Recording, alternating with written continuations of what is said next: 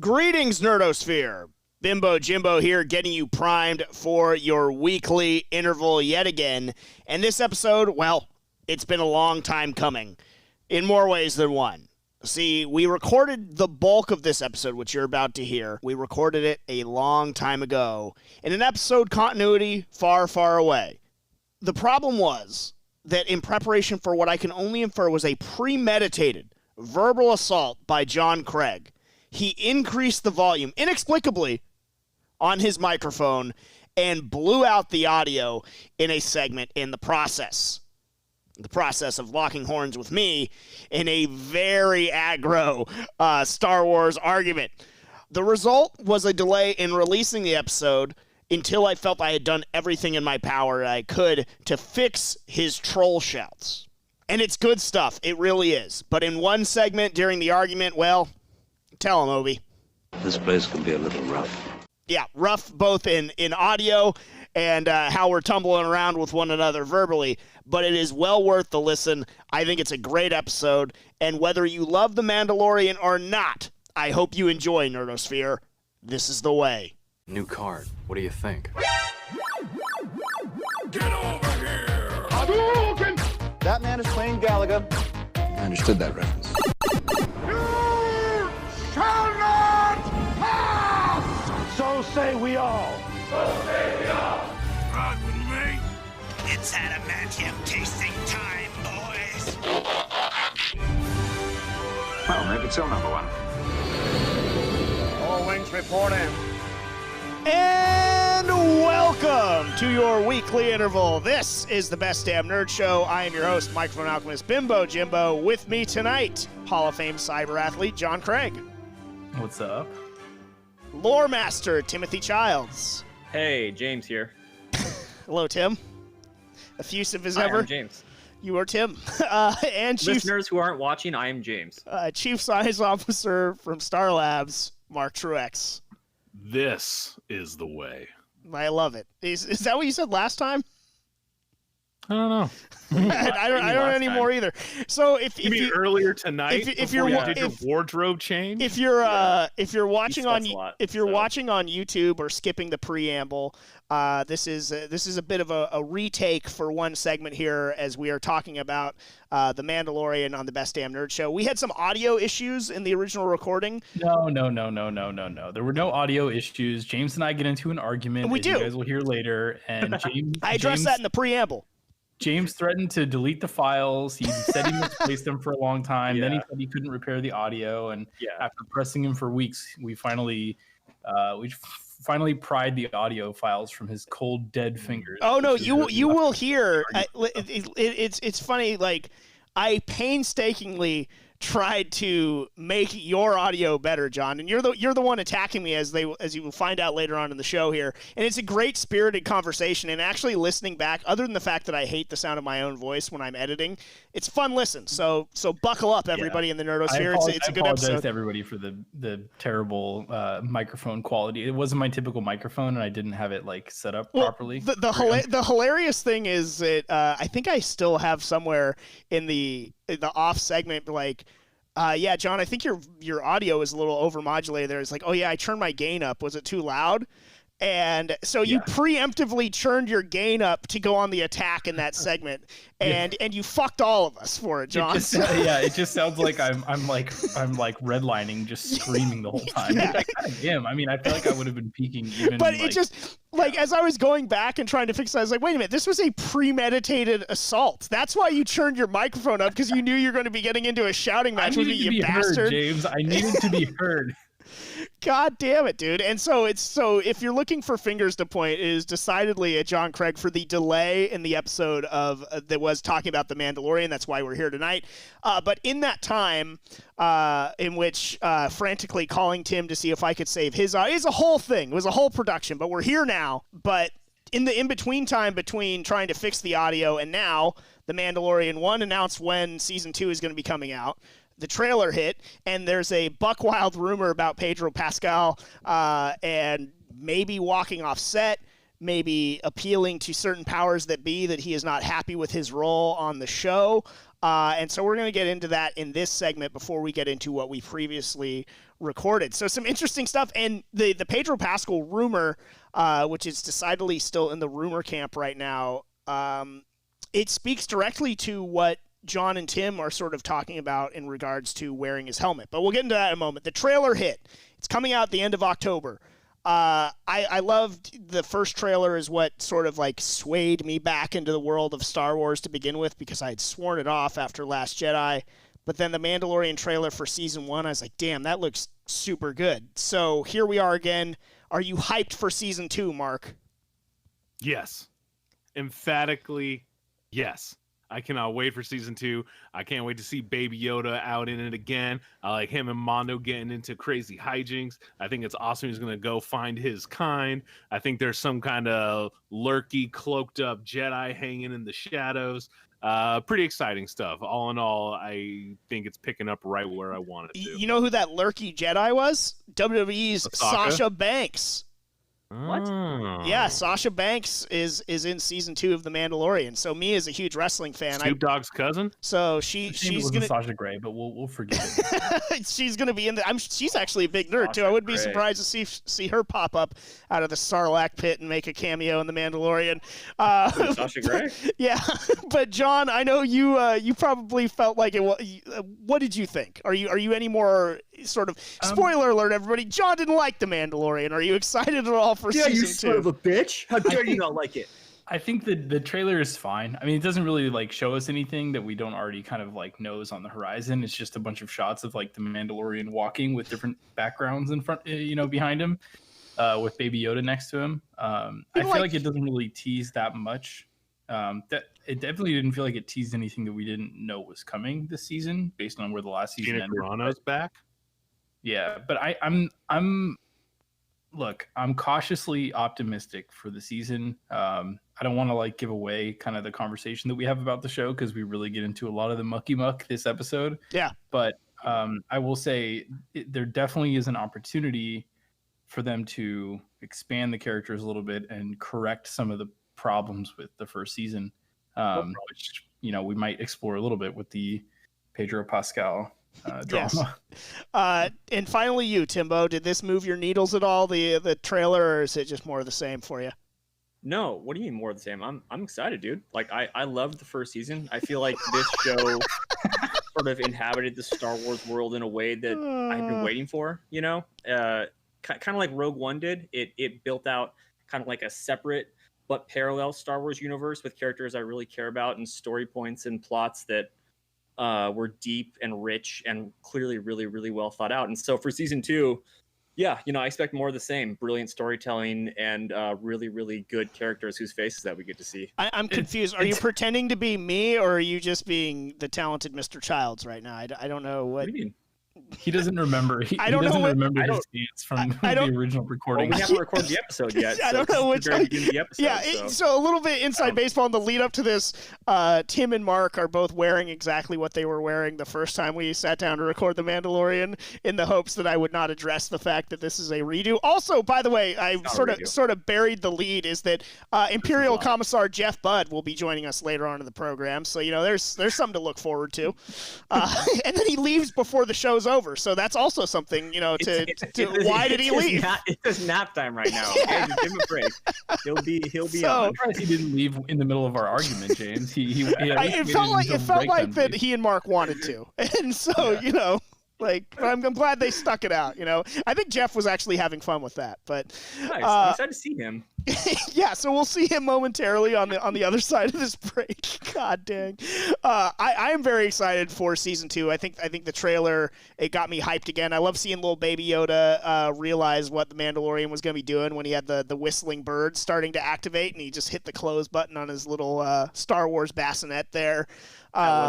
Looks like we're getting more different a lot more of the aliens that we saw in the original Cantina scene that maybe haven't been fleshed out before. Like we're seeing like the Cyclops guy in the trailer, and it's just more cool stuff inhabiting. Thank God. You know, I'm a fucking Star Wars nerd, Tim. So I like it. They all have like the same dialect. They're basically just like God, I don't even know why, but I knew this was a mistake. Are we gonna meet the clarinet player? I need to find out. First of all, Figure and Dan and the Model Notes were a great band. They were. Thank you, Mark. They'll play at my wedding if I ever find somebody unlucky enough.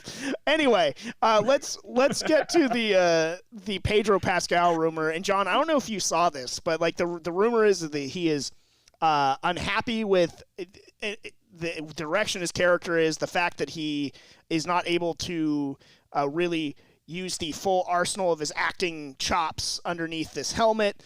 There's even part of the rumor that says he's jealous of fucking Baby Yoda, which seems just insane to me. Like the fact that like Baby Yoda is sort of the star of the show now. The original rumor is that he like sort of stormed off set and has now only been doing voice acting in sort of protest and just letting the stunt doubles handle the rest of the work in the suit. Have you? What is your thought on that? Have you seen this rumor, John? It comes to us again from Doomcock. I can see where he's coming from, and honestly, I mean, we get into it later, but you know, that's definitely one of the weakest points of the character is you got, I think, one of the best actors of this generation, and you don't see his face at all. So you completely take away, you know, his like primary storytelling tool, which is his like emotional facial reactions, and you replace it with like slow zooms of the helmet, which it's just not the same thing.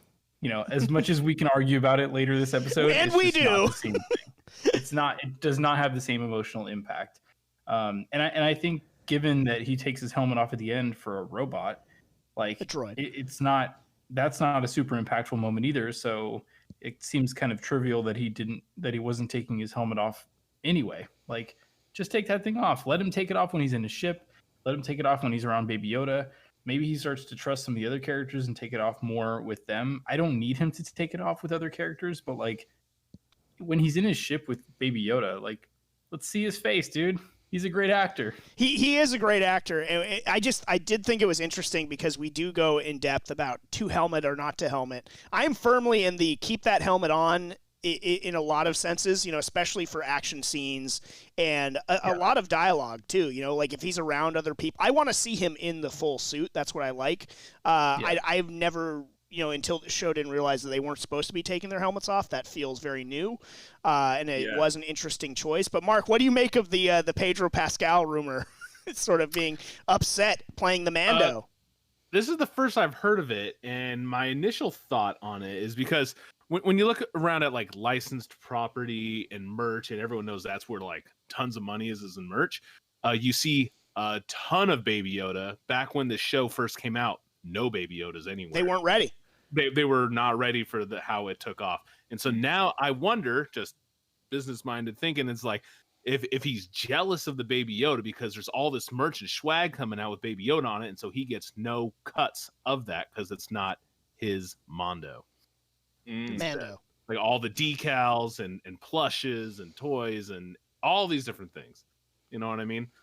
Look, I think we're very focused on the mask. I think it's also entirely possible that he's just not happy with the character because the character is flat. Like there's just so many limitations with the character and what he can do with it, especially when you compare it to other characters he's played on shows. That, I mean, if you're a great actor and you're trying to be artistic about it and you're trying to learn all these techniques to convey emotion and all this stuff, like it's probably not super fulfilling to play a very, very one-dimensional character that like you don't really know what their motivations are. It's not really represented in an interesting way, and you know the season just kind of passes you by. Like what I mean, God. Where are they going to go with his character? What I will say to that, they have a chance in season 2. What I will say to that, even though I don't agree with your assessment about season 1, is that we have seen this with actors before, like Idris Elba, Hugo Weaving, but Idris Elba in particular, like maybe not knowing exactly what you're signing up for, or thinking that you're down for it, and then realizing, like, me as an actor, I don't like making these types of movies, which it's hilarious in Idris Elba's case, who came out strongly against being in the Thor movies and like, we're wearing these ridiculous costumes and doing these ridiculous things, and came out very strongly against sort of the MCU, and then is in Hobbs and Shaw, which is one of the dumbest fucking movies ever made. Sounds gonna be in the new Suicide Squad. And like, it's funny with him because it's like he's talking out of both sides of his mouth. But you do see this with certain, performers. That's like, oh, maybe this isn't something that sort of stokes me creatively in the way that I thought it would. Like, the money's nice, but maybe there's more to it than money. This is still so firmly in the rumor camp. I don't personally buy it. I think most of this is probably BS. And I bet it's perpetrated by Disney, where they've started strong-arming him and saying, look, you're replaceable. Anyone could be into that suit. So you do this scene from your trailer on the microphone instead. Yeah, it could be one of those things, too, where it's like they're making a big stink about it, and then we're going to get the season, and he's going to have his mask off every goddamn episode. They're like, oh, haha, we got you. So that is something that's going to be really weird too if they do helmet off, so frequently in season 2. It's going to be a weird sort of deal with that. But the other interesting part about this rumor is that he apparently, if it is to be believed, he didn't complain to Kathleen Kennedy, who is, according to other sort of innuendos, has been sort of defrocked and depowered, is that he went to George Lucas to plead his case for this character, which, George is not involved anymore, but he's still sort of like the Godfather. But it's kind of hilarious to me that if it's true that he would go to George Lucas, probably a smart gambit though, because George could go to Favreau and Dave Filoni and be like, the Mandalorians, they really don't have to have their helmets on all the time. I never intended that. But I think it's more than just the helmet, dude. I mean, look at like the Daisy Ridley thing and the John Boyega. Like, there are several stars of Disney properties that have been created in the last 5 years that are extremely unhappy with how their characters have been presented, and have gone on record to say that Disney has no idea how to handle these characters, and that the people on these projects don't know how to handle them. We are focused on the mask here because that's where a lot of the conversation later this episode goes. Spoiler alert. But I think it's also just entirely possible that he's like, this character is fucking stupid. Like, there's no point to this character. No one is invested in him. He has no motivations for anything he does. Yeah, sure. Aesthetically, the show is cool. It looks and feels like a Star Wars show. But other than that, you don't have any idea what's going on with him until, halfway through the season. And then it doesn't come full circle till the end. The only interesting thing about the show is this baby Yoda, who isn't even Yoda. So we got to get over that, guys. It's like I like calling him Baby Yoda. It's like this bigger problem, and I hate to be the troll you don't. here. Don't lie. You love it. You relish it. You turned your microphone up before the segment, knowing what you were gonna do. His game was low, dude. Don't do this again. They'll never see the light of day. Don't do this. It's not in my character to be a troll. It's definitely it's honestly, it's not in my character to like. We got you. It's not in my character to be overly critical of things like this. Like, I'm notoriously easygoing. I like the Transformers movies.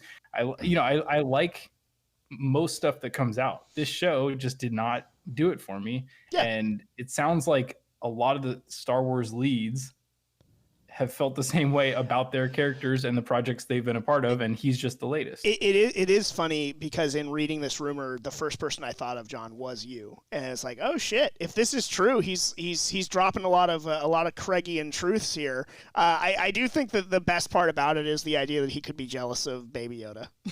I think that, to me, I hope that part's true, because that is just like the most hilarious thing to me, that he would be sort of one-upped by this. And when they shoot it, they just have like a bag of potatoes in place of Baby Yoda. So the whole time he's just next to this bag of potatoes, and he's like, I don't even fucking like potatoes. God damn it! I want behind-the-scenes footage of him like berating the child, being like, "Do you know how many fucking stage productions I've been in? You piece of shit!" And I want them to render it though. It's like him. It's like Mandalorian like yelling at Baby Yoda and how much he fucking hates him. Like it would break the internet's heart to see the Mandalorian just like being like an abusive father to this to this little Baby Yoda child. It's not like, a dumb show. I'm a vegan, goddammit. He's like, I'm a method fucking actor, and I'm getting shown up by this fucking CGI sack of potatoes. I didn't go to Juilliard for this bullshit. Yeah.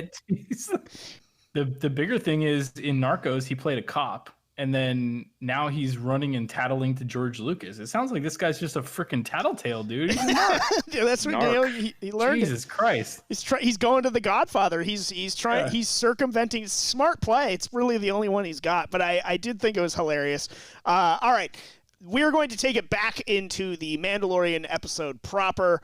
Take one, as it were. I hope you enjoy the episode, and we will be back with more Mandalorian on the Best Damn Nerd Show with Jeff Budd on the other side. Please don't unsubscribe.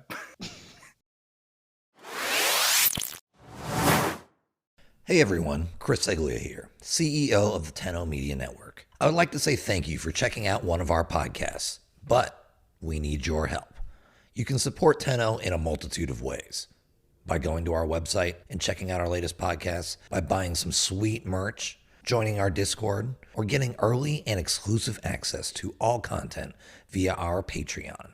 Your support means the world to us, and you can find everything on our website, www.ten-o.gg. That's ten-o.gg. Thank you again, and now, back to the show. It's me, Iron Nerd Min-Maxer, Hanzo Gonzo, inviting you into the Tenno Media Arena to see whose nerdiness will reign we're gonna get sued if you will triumph a lotly. Come check out all the battles on the Tenno Media Network Patreon, or you can just skip to the parts where Steve physically breaks something for no reason. See you there.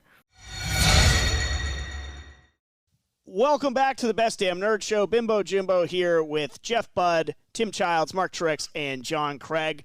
And we're going to be talking about The Mandalorian, but let's get into the Mandalorians themselves, what they have been in the Star Wars universe to us. When I hear the word Mandalorian, I still immediately think of Boba Fett first. But let's talk about some of Boba Fett and others in the Star Wars universe before we get into the show itself and just what, we sort of know about them or thought we knew about them before The Mandalorian arrived on Disney+. Marco, your takes on the Mandalorians in the Star Wars universe at large. So, for myself growing up, the Mandalorians were always like this war-bearing race of people that were so big and bad that ultimately they got like exterminated in a giant war. That was always the kind of mythos of like the Mandalorian Wars back in the day. And the last remnant for original Star Wars fans is essentially Boba Fett and what he did in the movies, being a bounty hunter. And I think it wasn't revealed until later on that was actually like armor he pilfered off of a kill before, like he wasn't actually a Mandalorian per se, and so it's still just built up this big shadowy like society of Mandalore, and then getting the Jango Fett and then his whole look and then spawning the clones, and that's where a lot of the lore starts to lose me a bit into the prequels of things. But Boba Fett always looked cool. Yeah, but what did he do besides like stand by Jabba the Hutt and fall in a Sarlacc pit? He had a jetpack. Yeah, but like I saw him use it like one time, maybe. I was never impressed by him. I always just thought he looked cool, but I never thought he actually did anything. Dead. Well, I guess we'll get into that in a moment. But with the Mandalorians, obviously Boba Fett comes up, and you mentioned some of the prequel stuff.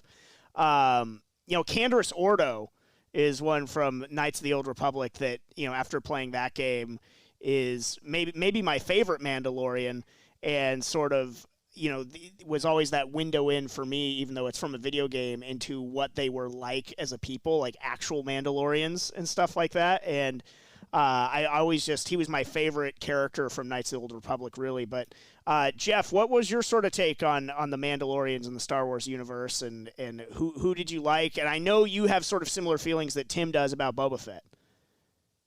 Yeah, I didn't know what a Mandalorian was until I played Knights of the Old Republic. So I didn't know that Boba Fett was a Mandalorian, and then later retconned into not being a Mandalorian. What the fuck is the story? Even watching even playing Knights of the Old Republic, they don't have Boba Fett armor. They have like that different, Mandalorian armor. It was only when it was like an ancestor of Jango Fett's, you could buy his armor on Dantooine. That's how I found out that Jango and Boba Fett were Mandalorians in the first place. Cassius Fett. And then I guess, Cassius Fett. And then it's like, I guess that's ignored, or that guy stole armor too. And they're just a family of people that steal Mandalorian armor. Because I don't understand how Boba Fett stole Mandalorian armor if he has armor that looks just like his dad's. And it's like, so his dad stole Mandalorian armor, and then so his son decided to also track down a Mandalorian. Where are you getting the information that he stole the armor? I read that somewhere too, but I didn't. Yeah, I've heard people talk about that. People say that Boba Fett is no longer a Mandalorian, which I think is fucking dumb. I think this is like an underlying issue with Star Wars, though, where like we can say like Boba Fett was so interesting, even though we barely saw him, didn't really learn anything about him in the original movies, and then we learned about Mandalorians a little bit in the prequels, but then all the information that people are getting about Mandalorians are from books or video games, like. The movies are that is the canon. Canon, everything else is either fan fiction, or if it does happen to fall in line with the universe, then fine, maybe we can count some of it. But the movies are the canon first and foremost, and anything else, this is the underlying issue I have with Star Wars at this point, is that to get any sort of like story or like interesting concepts out of this sci-fi anymore, you have to read fucking books or play video games to get it, because the movies and the TV shows can't deliver that. Like, it's fucking ridiculous at this point, dude. The issue. I agree with John.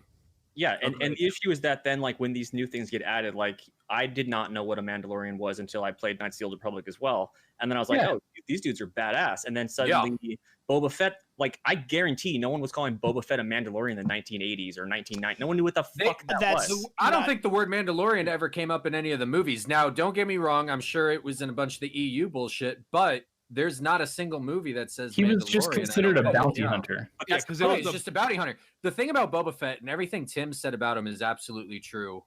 He doesn't do shit in the movies. He's like the promise of something cool. He has a cool looking helmet. Yeah, has a cool looking jetpack. The coolest he ever was in something that I guess isn't canon is the Christmas special. Still, because he actually was cool in that cartoon. But the thing is, introduced.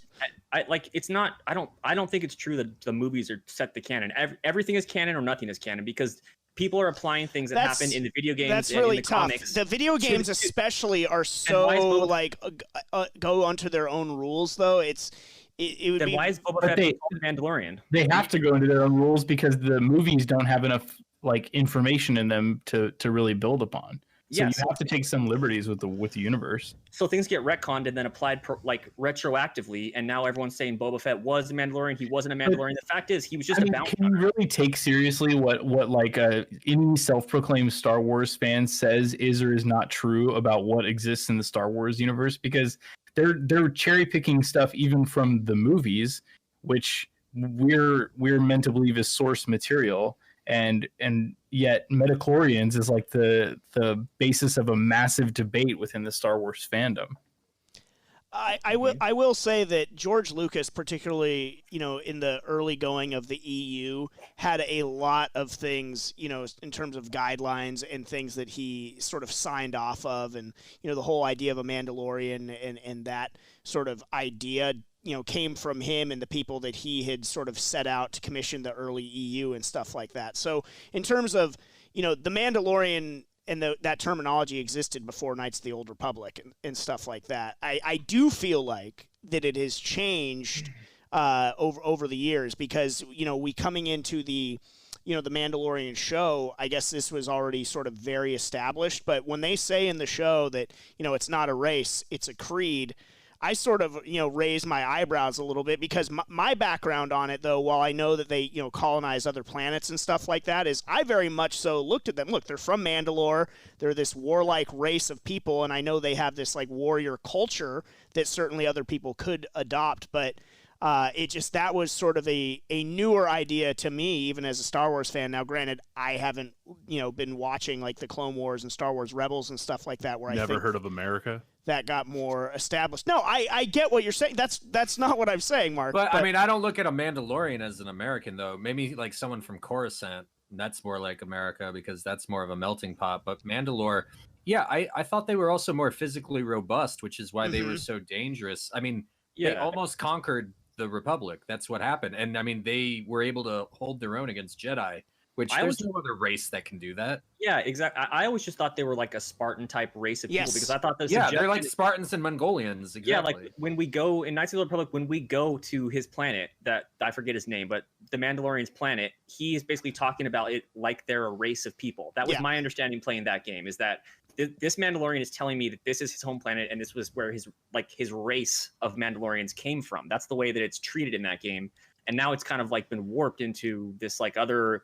Whatever the fuck it is now. Well, it's identity. You can identify as anything you want. The other thing to consider with that, and look, Knights of the Old Republic, for as great a game as it was, is not officially recognized as canon within the Star Wars universe. I do think they pick a lot of things from it, including in the show The Mandalorian, which is there's some very nice nods to KOTOR in this show, but. I think it's important to note, like, the time period of Knights of the Old Republic was so much further in the past that by the time we get to, where the Mandalorian is set and things like that, it's, it sounds like that they've faced, multiple near extinction events because of their warlike nature. So maybe at this point, it's just like they've been so ravaged that they're, it is more of just a cultural sort of warlike clan thing more so than it is a race thing. But this, I don't know. That's exactly why I don't want Mandalorians anymore. My whole thing is what I took away from Knights of the Old Republic, and maybe they had mentioned it in the second one because I think Kreia said something that it's like the race is never going to bounce back to what it was. They were too decimated. I always, and this was my own headcanon, that Jango Fett was just the last Mandalorian. But then they cloned him, and then look what happens when you have an army of Mandalorians again. They take over the entire fucking galaxy because they're that powerful. Yes, I thought that was a suggestion as well. Yeah, and they never got into that though.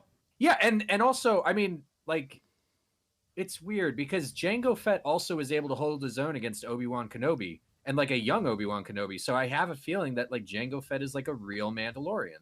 Yeah. And then I think that's why he wanted Boba Fett to be an unaltered clone. It's like he's just going to raise him as his son. There's no one to like mate with anymore as a Mandalorian. And it's like, it's the only way he can bring someone up as a Mandalorian would be a pure Mandalorian, perhaps, or mostly a pure Mandalorian. But they were his clones, right? They were all his clones. Yeah. I was so disappointed when I watched an episode of the Clone Wars and then it found out like Mandalore still existed as a planet. They still had like a whole, like race of people. Some of them were going to join the Empire. That happened during Star Wars Rebels. But like, yeah, they were like talking about if they were going to be separatists or with the Republic. I was like, you mean Mandalorians are still around and like they're not in the forefront of this war? Like, this is bullshit. And then it was like a bunch of like peace-loving ones, which was like disgusting to even think about a Mandalorian being like that. And then Obi-Wan had sex with one of them. I thought Jedi were forbidden to love. No, not. I mean, you would almost say that they're encouraged to love. They could have sex. Why wouldn't they be able to have sex? I think the Jedi are fucking like crazy. Obi-Wan never said that he loved her. Enough out of you. Hold on. Why? You can't physically express yourself and then they're Jedi? Like, I think that would be part of it. You're like, you got your lightsabers that was Anakin's point. Yeah, in my head canon, that's why Anakin killed all the kids. It's like a QAnon thing. He didn't want word to get out what he was doing with the kids. You know what I mean? 100% agree. What did we all think of Jango Fett? Because I know we were talking about how Boba Fett didn't do a ton in the original trilogy and stuff like that. Do you think Jango was George Lucas's sort of trying to have a make good? I just thought it made Boba Fett less cool because it's. I thought Jango was cool as fuck. I loved his armor more. I liked his twin pistols. Cool. I liked his fight against Obi-Wan Kenobi. How would it make Boba Fett less cool? Because then I wish his fight against Mace Windu was longer. That's all. I do wish his fight against Mace Windu was longer as well. I think I'm not saying that Jango Fett wasn't cool in terms of things in the prequels. He's one of the cooler aspects about it. but you're taking a character like Boba Fett, again, admittedly wasn't very well fleshed out, but was shrouded in mystery, and you're taking away a certain of that shroud of mystery, and you're making him a little kid in this prequel trilogy, and he's just you see Boba Fett, telling his dad to like, oh, look out, Dad, or whatever.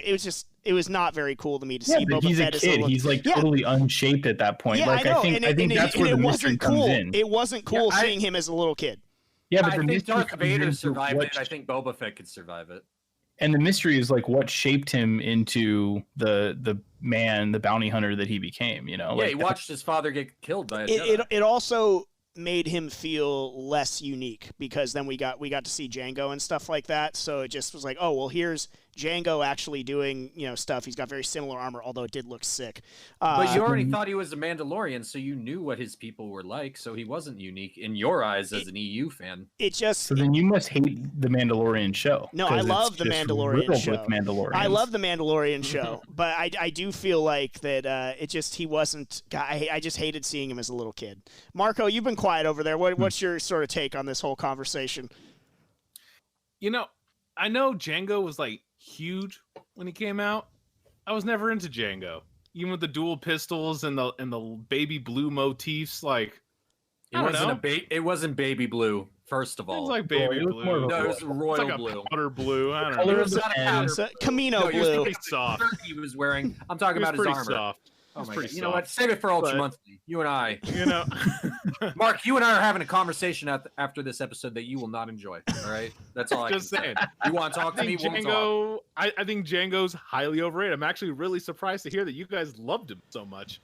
He's a cool guy. He's Aquaman's dad. How can you not like him? Listen, I always felt like he was just Boba Fett and Aquaman are brothers. Do you not understand that? That's canon.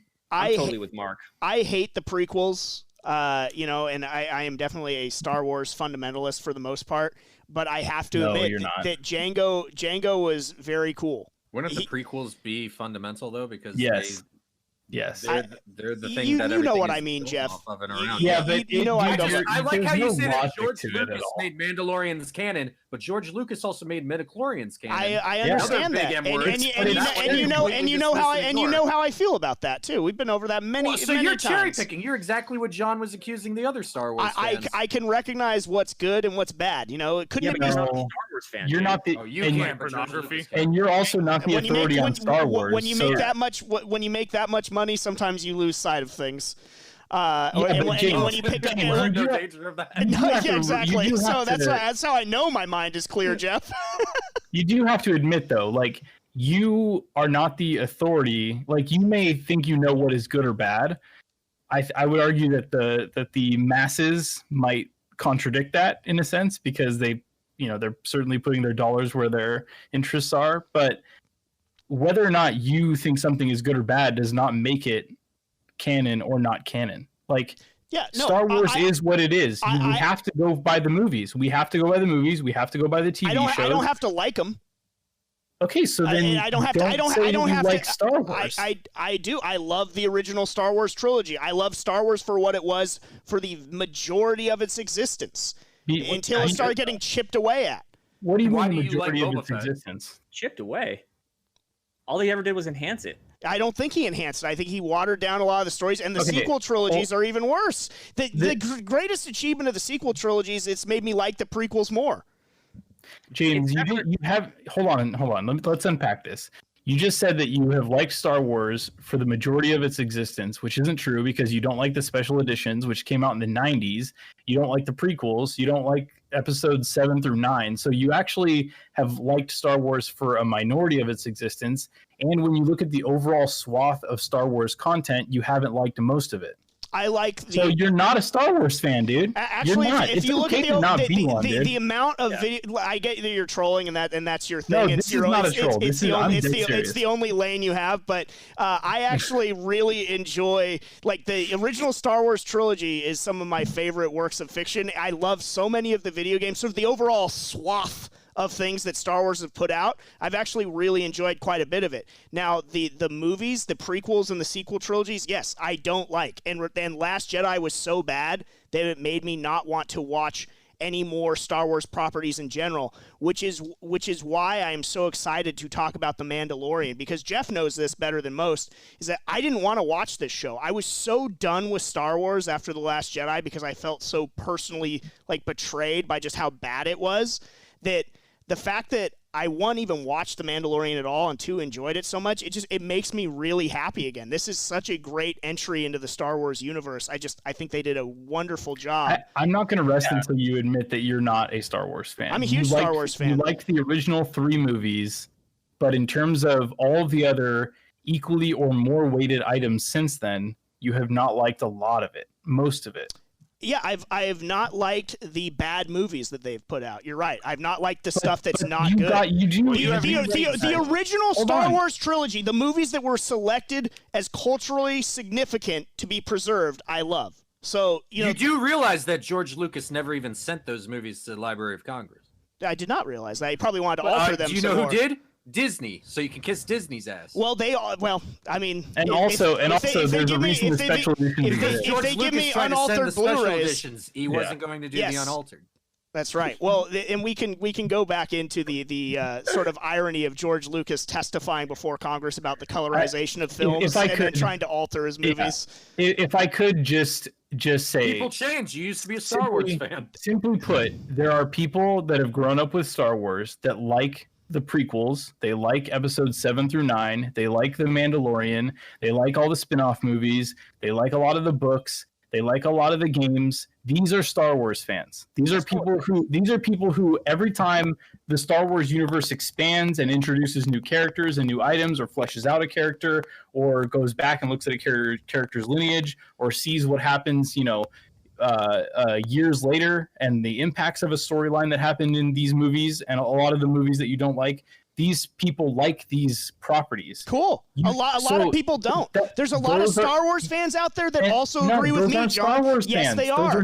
Just because they're not Star Wars fans to you, John. How can you be a fan of something you don't like? I don't get to set canon, you don't get to set who the fuck is a Star Wars fan. How can you be a fan of something you don't like? I love the original Star Wars trilogy. How are you not fucking understanding this? Mark, you had a point. Well, I was raising my hand as one of those guys that likes all of it. I thought John had a point. But I will say, though, it is true. Like, just because something's no longer canonical because someone in an executive board decided, oh, we're starting over so I can make more money from here, doesn't mean someone's not a Star Wars fan. Because personally, I love all the old books. I love stories and character development that came out, like the customizable card game. I think all that has merit. And to say that, no, that doesn't count anymore and it's fan fiction is very debasing of some really good content that's out there.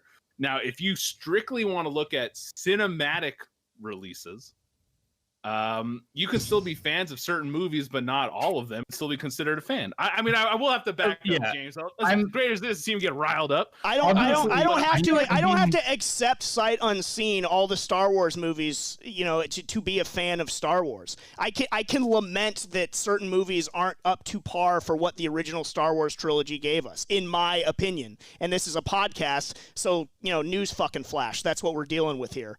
It is confusing to me. If I like one thing out of 7 things, I wouldn't say that I like that thing. I would say I like the one thing. If you grew up obsessed with the Star Wars trilogy, read the expanded universe books, played every Star Wars video game, tried to track down every action figure, yeah, Tim, I'm a fucking Star Wars fan. Shut the fuck up. But this is a podcast. He has to speak. And then the clock struck 1996, and James turned back into a pumpkin. God damn! Your timeline's not even accurate. When did the special editions come out? Yeah, wasn't it like 97? Oh, it was 96, 97. Well, no, I think the New Hope came out in 96. And that's the thing, is I felt so abused and continually let down. I kept going to midnight showings. I kept going. It wasn't until Last Jedi where I was like, I fucking had enough of it. It was the year prior at Force Awakens when I had to sort of, pretend that I really enjoyed it because it's what we did for my birthday. But it was... If I could, because I didn't hate it. I hate it now, but admittedly, I've gone on the attack here. Obviously, clearly, but shocker for you. It's honestly, I'll be completely honest. I'll be completely honest with you. It's more of a defensive mechanism because Hey, it's not my job to be your therapist, John. I actually really enjoyed episodes 1 through 3. I actually enjoyed them more than episodes 4 through 6. I thought they were excellent movies. Do they have problems? Yeah, so do the original movies. The bar's pretty low, though, dude. You cannot possibly. This was not supposed to be a debate about Star Wars canon and who's a Star Wars fan. We're supposed to be talking about The Mandalorian. I thought we were talking about Mandalorians. That's how I'm confused that you still like the prequels more than the original trilogy. Are you still trolling, or is that a real No, I'm thing? getting serious. I thought they were really good movies. And that's fine. I mean, look, your own taste is bad as it is. It's fine.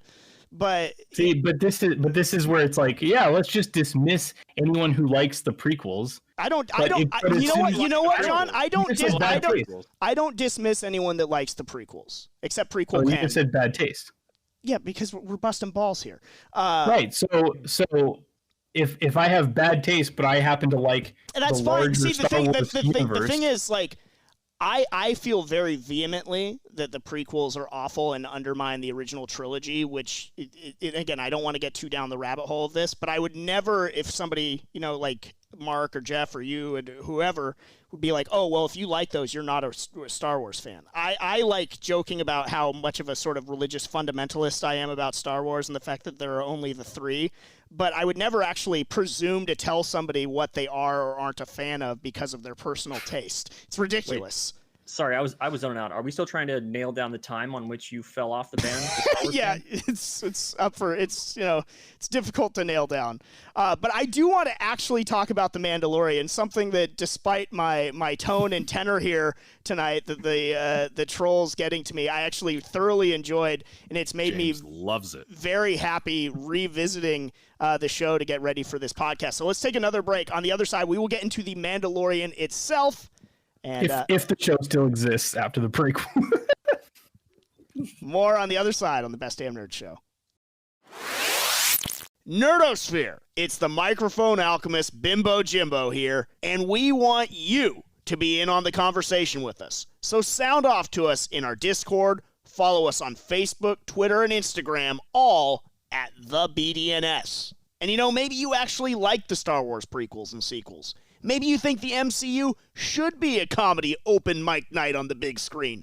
Whatever you think, we love to feature the hottest takes from our fans on the show. So remember, if you're a nerd, always say it loud and say it proud. What up, nerds? Lore Master Tim here. We're excited to be delivering your weekly fix of nerd culture, but it's not enough. We need your life force to sustain us. So use those hot little hands to subscribe, rate, and review us on Spotify, iTunes, Apple Podcasts, YouTube, or however you take your medicine. One of our favorite pastimes on the BDNS is reading fan mail on air. So sing us a song of hatred or love, and you may just hear your beautiful words being featured on an episode. That's why it's important, nay, essential, to rate and review us. Until then, as always, nerds, say it loud, say it proud. Welcome back to the Best Damn Nerd Show. Bimbo Jimbo here with Mark Truex, Jeff Budd, John Craig, and Tim Childs. All right, let's actually get into The Mandalorian. We got a little sidetracked last segment. I swear to God, we're supposed to be talking about The Mandalorian on this show. I turned my microphone down, by the way, for people listening at home. Yeah, John was blowing out people's ears. Both I had to turn the volume up to really get on James's nerves. With bullshit and yeah. Okay, let's get into The Mandalorian, though. I want you guys to give me your, I don't even know why we're still doing this, but give me your hottest take on The Mandalorian. God help me, John. Look, this is going to sound like a troll because of the segment we just did, but honest to God, fingers crossed, toes crossed, I thought the show was complete trash. Hot trash. What? Not enough CGI for John over here. Terrible show. No story at all. No character development.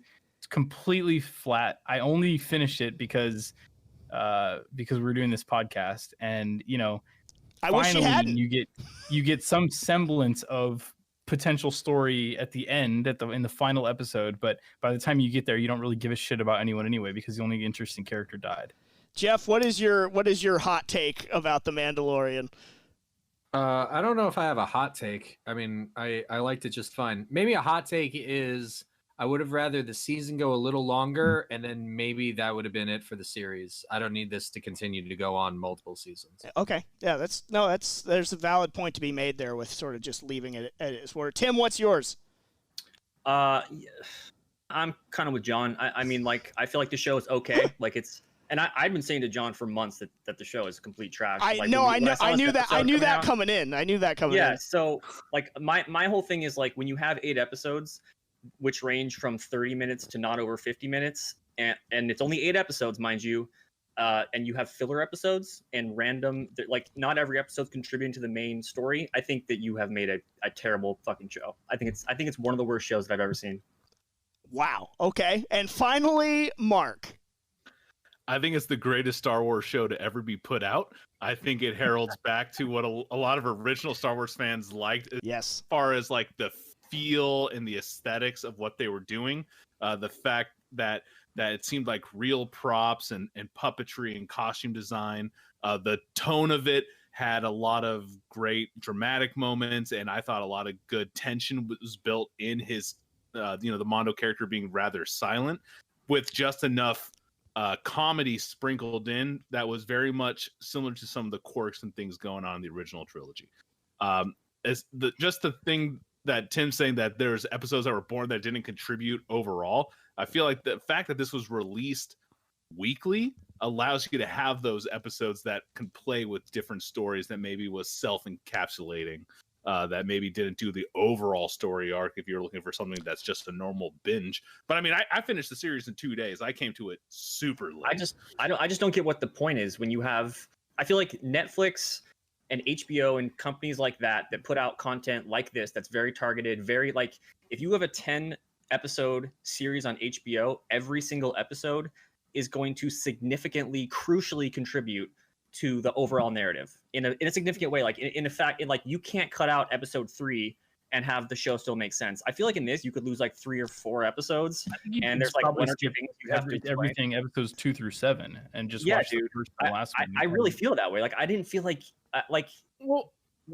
this isn't meant to be True Detective. It's a Star Wars show, and I think it's the best Star Wars property that we've gotten since Return of the Jedi. And I will say, as the nature of like a bounty hunter, giving that episodic quality where he's out on different missions really sets up that narrative. And it sets itself up really good for just a TV series to allow itself to have additional seasons if they want to keep exploring that route. I could definitely see this becoming just a one-shot miniseries if it was just about Mando and Baby Yoda and that overall like story arc. But yeah, I want to see the side adventures. I want to see him taking hits and saving the village like that. Nothing he does makes any goddamn sense. First of all, I can't see his face, so I don't know what the fuck he's thinking ever. And second of all, people are like, come help us at our village. And it's like, yeah, and like, what was that? Someone almost headshot Baby Yoda, and he like met Cara Dune. Then he comes back for her later. Just like, it's like no one ever joins him. You know, he has to come back. He's a loner, but he needed them at the end because he was making a desperate gambit. And I think Mark hit on a great point, that the sort of the not monster of the week, but sort of, mission of the week sort of narrative really worked with that sort of one. He is a bounty hunter. I actually would have liked to see them start the series a little bit before, maybe a couple episodes where he is a bounty hunter and going on a couple missions before he finds Baby Yoda. So we could have seen, a little bit more of, just those bounty missions kind of deal. But I think that's interesting, but it would kind of defeat the whole point of the show, which is the big reveal at the end that the Baby Yoda is the Mandalorian, not him. Right. Well, seriously, that is what they built the entire like first season to, which is him handing the insignia over. They keep reinforcing in your head, it's a creed, it's a creed, it's a creed, and so when they finally have the conversation at the end where it's like this Baby Yoda is the foundling, and then he hands over the Mandalorian symbol to the Yoda. It's like, oh, the Mandalorian isn't Mando, it's Baby Yoda. Yeah, the next season and future seasons are going to be about training Baby Yoda as a foundling. Well, we're going to be trying to find his people next season, and he's going to be a Mandalorian that is also a Force user. Hopefully he doesn't come across any rhinos, because the mission will just be over unless Yoda's there to save him. What you didn't like the Mudhorn? In a sense, like the Mudhorn fine. Look, I'll give you this. This show aesthetically felt the most like Star Wars than any other thing since the original movies. I will totally give you that. And just from like a totally aesthetic standpoint and visual and how it felt, like the style of it, I thought it was a really great show. I mean, to me, it really did give you that nostalgia, but it's also like fundamental filmmaking, techniques in terms of camera work and editing and music and all of those things. Like, I thought they did a really good job there. The problem with the show is it really feels like all sizzle, no substance. Like, it's just having events happen to somebody is not a story. In order for it to be a story, there has to be some sort of hero's journey, and you need to understand the internal world of the character. And just doing a slow push on the helmet of a character that mostly doesn't speak is not eliciting any sort of emotion at all. You're thinking in your head, oh, he might be feeling something right now. And can we talk about that? Go ahead. I'm sorry, I don't mean to interrupt. But generally, in a show that only has one character, and there are other players that come in and out. It's ridiculous. There is like the idea that there's no story is an absurd take. There are multiple characters, and I love the group that he puts together at the end. I think Queel is a very cool character, and like you said, he dies for no reason. So some he doesn't die for no reason. There always has to be a death in the first act of Star Wars. Yeah, but they killed the only interesting character in the show. He's not the only interesting character in the show. The second he joins the crew, we don't even get to see him do anything on the crew. He joins, comes to the planet for no reason. The second they're like, oh shit, why do we bring the baby to this dangerous zone? Queel, why don't you take him back? They should have gone and if that's his role, they should have left the baby with Queel and then gone to the planet. It's like the whole thing is fucked up. Why bring Queel here to send him back to die? That his whole purpose was to come and die for no reason. He didn't die for no reason. He was trying to protect the baby Yoda, and the fact that he brought that IG unit, it all comes full circle in terms of the Mando's distrust of the droids and everything. I thought it was great. The baby. Ognaughts are top-notch mechanics. They need him there. I mean, you saw how many times that ship got pulled apart and things got destroyed and had to get fixed. You need a good mechanic. And where was he the entire time? I think you're hold on. You're saying that the notion that this show has no story is absurd, but truly, up until the 4th episode, you really don't know why he's making any decisions that he's making. He's just kind of randomly making decisions. You don't know why he's saving Baby Yoda. You don't know. I don't think it's that difficult of a concept to grasp that when he is there with the IG unit and he makes a last-second decision because he has a moral quandary that he doesn't want to have this childlike creature exterminated, that's him making a choice. That's him, for maybe the first time in his life, having a moral dilemma. And that continues because he still gives it to the Imperials, and he is going through that internal struggle. And then one of my favorite episodes of the show is the 3rd episode when he goes to rescue the child from the Imperials. Like, the action in this show is great. I love the story. It might be simple, but it's still a story, and it's well executed. You don't know why he's doing that, though. Exactly. There's no motivation at all. You're saying that he's having a moral quandary, but that is not why he saved the Baby Yoda. I think that is why he saved the Baby Yoda. No, it's absolutely not why he saved the Baby Yoda. It shows you why he saved it in episode 7 or 8 when it does the flashback of him in the basement and the Mandalorian opens the gate. I don't think that's the only reason why he saved him. Dude, what's another reason? Is the fact it was the right thing to do. I feel like the whole point of this show flew completely by you guys, and you guys are the ones making the argument. You're the one that says it doesn't have a story. Okay, let me tell you what the story is. The story is called The Mandalorian. So it's about a Mandalorian. You think it's about Mando, this Mandalorian that you're following for the majority of the show.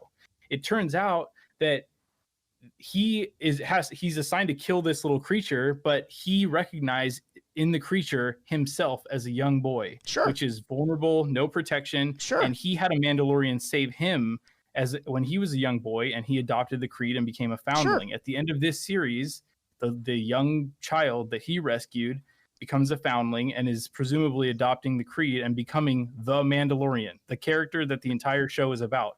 That is the story of this show. You don't get any inkling of that until like episode 7 or 8 when you finally realize why he's making these decisions. Mark or Jeff, jump in. Well, I think this diagnosis that the Mandalorian is Baby Yoda is just one perspective, and perhaps that's just because it's great story writing that you can take all these different definitions from this, because I still believe that the Mandalorian is Mando, because he's, a part of this sect of, people, race, however you want to look at it, that are living all underground, and yet he's becoming more and more prominent as the Mandalorian within this time and space, and getting all the different armor and things like that. And the fact that he's going through this kind of moral dilemma and this change to grow and not be a cold-blooded, bounty hunter, just setting himself up as the, the Mandalorian. Like he's moving beyond just being a Mandalorian. He is becoming the quintessential. I like that too. Jeff, give me some of your thoughts on the show and just what's Well, being I mean, discussed. I used to think the show was fun, and then I listened to the four of you talk about it, and now I'm not having fun anymore about the Mandalorian. Jesus Christ. If I was just tuning in as a fan of the Mandalorian, I don't know how I'd feel about all of this.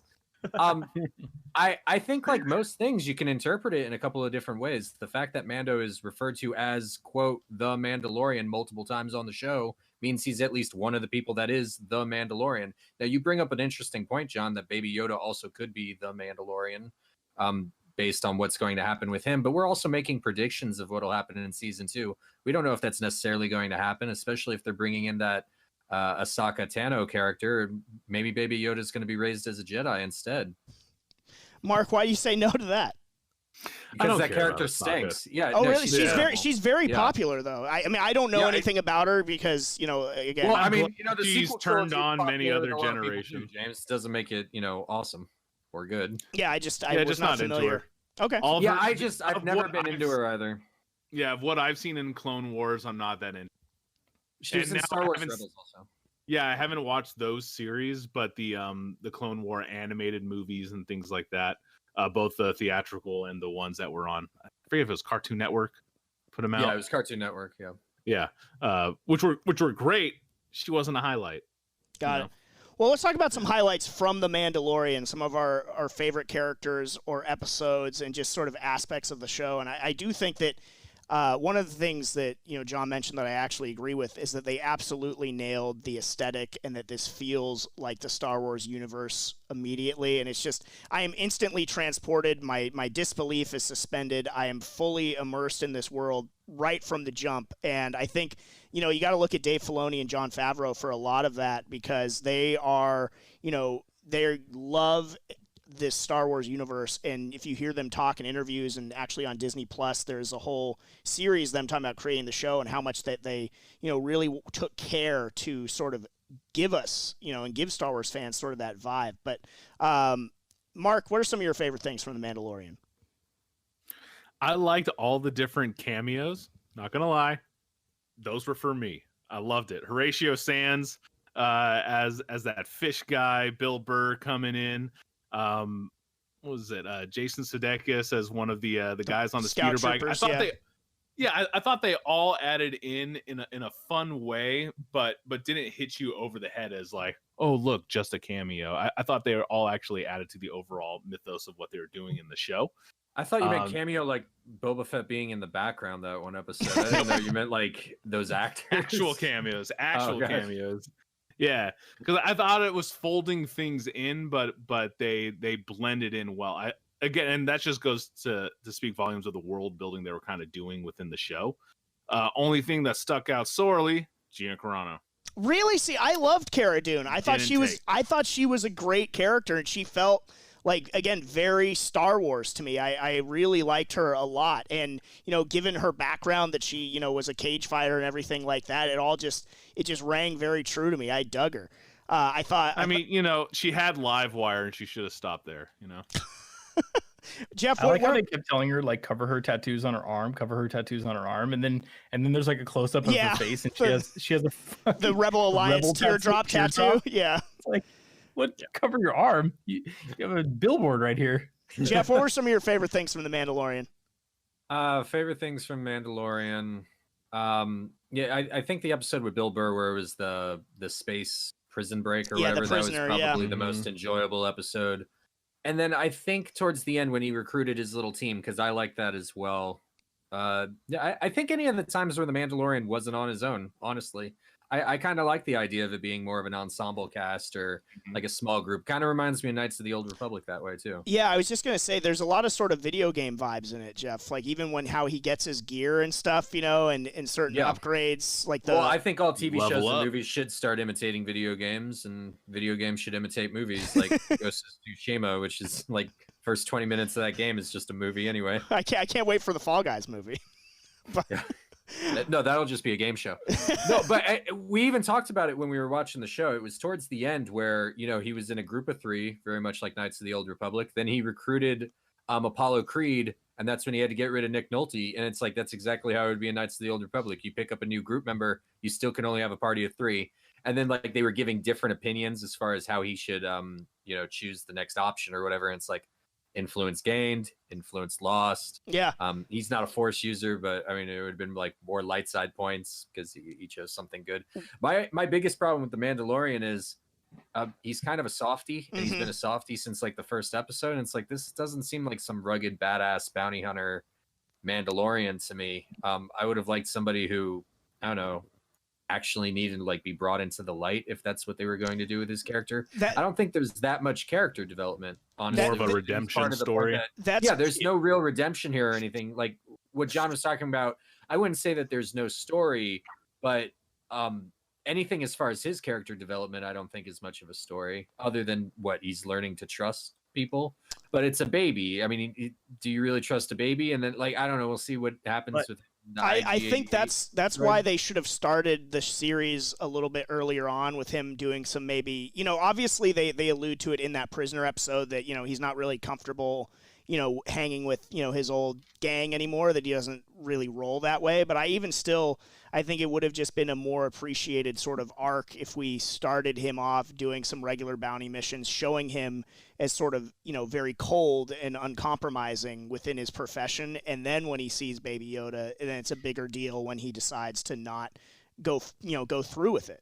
I feel like it can be summed up in one scene, which is that like the scene when he takes his helmet off for the robot. And he's like, I don't take it off for any other living being ever. And then he takes it off for the robot, and his face is revealed to us, but it doesn't mean anything because he's revealing his face to us, the audience, so we get to see him now. But it doesn't mean anything to him as a character because he's just revealing himself to a robot to save his own life. So it's not like I felt like, to what Jeff was just saying, I felt like he did not progress as a character at all. He randomly picks up this Baby Yoda. From there on, it's just a random bunch of events and adventures he goes on, and then he makes the logical choices along the way. That's essentially what happened. What I will say that about helmet thing is really stupid because we already have way too much stuff with Mandalorians where they don't wear their helmets. Jango Fett, whether or not he's actually a Mandalorian, dude wore normal clothes when he was off the clock. Canderous Ordo, we never even saw in I guess in the second one we saw him as Mandalore. But I mean, he didn't wear any armor at all. And I would love to point out that almost the entire show is him by himself in his ship or with Yoda. And it's like, you could just take your helmet off when you're alone in your ship and the audience could see your face. Dude, the actor that they chose is a fantastic actor. He is. And that would have been one of a couple things that would have made this show extremely good because he is such a good actor that you then would have, just by looking at his face, you would have seen the internal journey and struggle that he's going through. And then the payoff at the end where you realize why he actually did save Yoda would have been, and we keep calling him Yoda, but obviously it's not Yoda or some reincarnation. Baby Yoda. But that would have been amazing. I thought Queel was the best character in the show. Nick by Nolte, far. baby. And I think it would have been cool, given that was like his first stop, if like Queel joins the party right there. And then like each stop along the way, those people join the party, and it's like, now here's the party. Like the first season is the party gathering, and then you have this, reveal at the end, and you can interpret it multiple ways. Clearly, I would have preferred that. Yeah. But that's where the big emotional impact is in that last episode, and that feels like a really compelling show to me. Yeah, I agree, but we didn't get that. We kept like Chekhov's gun, where you take the gun out and put it on the shelf behind you. The idea is that at some point you are going to take the gun off the shelf and use the gun. I feel like they kept setting things up like that, like the helmet thing. It was something that clearly, whether it's a Mandalorian actual tradition or not, that they can't show their faces, whatever, who cares? It was obviously a thing for him personally, and it kept getting referred to, and then it was not paid off. And it was the same thing. I remember he got like this big, powerful gun weapon thing, right? It was like this like bird thing or something that would it was like gonna like save his life, right? It was like the clutch weapon or something. And the idea was that it can get him out of like any situation, right? He uses it like 20 minutes later. He uses it like right away. And he was in a tough spot. He's been in tougher spots, dude. Like he was doing it to save Baby Yoda. If I could say, and I promise this will be the last negative thing I say about the show. The scene with the two stormtroopers beating the hell out of the Baby Yoda. Oh, that was so bad. where they're shooting at the can and missing it 100 times. That was awful. So that's how you start an episode where 20 minutes later, when all these people are surrounded in a house by 100 stormtroopers, we're supposed to believe that that's some sort of threat to their life. Yeah. These guys couldn't. These stormtroopers couldn't hit a stationary object, and we're supposed to be afraid that there's a group of them outside. We already saw him and the IG unit kill a fucking 100 dudes, 100 bandits. Like they made those people had better aim than these damn stormtroopers. They made at least 2 sort of meta references to how stormtroopers were terrible, and other than that though, I actually thought they did a really good job of showing the menace of what the Empire could be in this. With how they were portrayed, but yeah, in that I hated that, and I know a lot of people liked it, but that to me was my I don't go to laugh sort of moment from The Mandalorian. But hated that part, dude.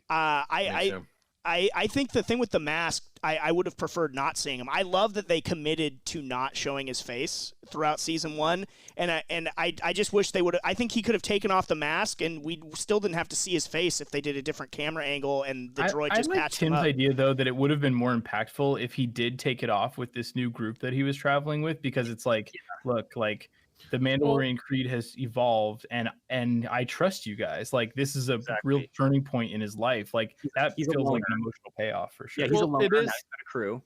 I mean, we got seasons to go through, so I mean, baby steps. The entire narrative is you never take the helmet off, and here he finally did it at the end, albeit to save his life. But it's that, it's like breaking the seal of that new toy. Once you're there, now you can start getting back into it. You want to open it up eventually, and everyone's going to get a piece. So, season 2, we'll probably get a little more FaceTime. I get that on some level too. That was like an omission from him of trust of the robot, who he's been distrustful of the whole time. But it still just doesn't feel as impactful as it could have. For sure. I do sort of have to echo Jeff though. It's like, did you guys have fun watching the show? Because it's a really fun watch, dude. Like it's we're not trying to set out to make the next great sort of Citizen Kane type deal. It's The Mandalorian. It's a Star Wars TV show. It's street level Star Wars. And I thought they hit all of the beats. I thought Carl Weathers, another great side character in Grief Karga, he fit right at home in this Star Wars universe. I know, Mark, you didn't like Cara Dune, but to me, she's a great addition to the Star Wars universe, and I'm looking forward to seeing more from her. Werner Herzog. I think one of my problems with Cara Dune is that she's supposed to be like a badass, shock trooper for the rebels or something. Yeah. And I don't buy it. Just that the rebels have that kind of military prowess. I don't see it. Yeah, I kind of felt like that. Where the rebels excel is their spaceships and star battles and things like that. On the ground, they were shit. Well, I don't know exactly how the droppers worked or whatever, but maybe it was some type of guerrilla warfare. In terms of how they did it. I don't know how much they'll be more exploring her character. It always makes me think tactics. of like that scene from Starship Troopers where they're all showing off their new tattoos. You know what I mean? Where it's just like, oh, cool. Yeah, mobile infantry. Yeah, and look, I just want to say too, I'm not trying to just be negative for the sake of being negative. This was my genuine reaction watching the show. I just felt like there were big things that were wrong with the show as I was going through it, and I actually couldn't get through it the first time. I stopped at like episode 6 because I was like, I just thought it was so bad, and I watched the last 2 just like 2 nights ago to finish it up before this, but I really genuinely thought that there was so much wrong with it that I was like, I'm just wasting my time with this show. So I'm not just trying to be like a dick. This is just my reaction to the show. It's fine. You're just naturally a dick. Yeah, it comes naturally too. I mean, I like how if you this guys is the way. like something, it's like No. good taste. But if Tim or I dislike something, it's like That's not you're what just being a dick. You're just being a troll. No. You could there's a certain way to approach disliking it without derailing an entire episode. But By having an opinion. no, that's not exactly what we're doing. And Tim, I appreciate the fact that that's your honest opinion of it. What did you guys think about the Moff Gideon being played by Giancarlo Esposito? And I had never even heard of the Darksaber before, again, because I tapped out at a certain point. But Mark, I know you're a big Breaking Bad guy, so what did you think of seeing him pop up in The Mandalorian? I think he has a certain presence on film that is just harrowing and menacing, and he did great. He was exactly Gus Fring, like perfect. put him in here, give him a nice like Imperial suit, make him look all clean. He hit it. I think it was a pretty good representation of what almost I would love to see, like Admiral Thrawn, kind of personified in how he was being used in the Escape, and just the whole standoff scene of them in the cantina being surrounded. I mean, just the action sequences that were put into that drama as well was overall just a great scene. I really like that too. I do agree with you in terms of sort of the intellectual presence like a Grand Admiral Thrawn would have was very well portrayed there. Before, I know Jeff's running short on time. Before we go to break, we have not really talked that much about Baby Yoda and what we thought about him as sort of an implement or a plot device in this show, but he really took the nation by storm in terms of his popularity. Like, they weren't even ready, for the amount of demand for Baby Yoda merchandise that they had. Jeff, what did you think of the child, aka Baby Yoda? Well, I mean, Baby Yoda was fine because he's cute. I was actually going to talk about the Darksaber. Oh, go ahead.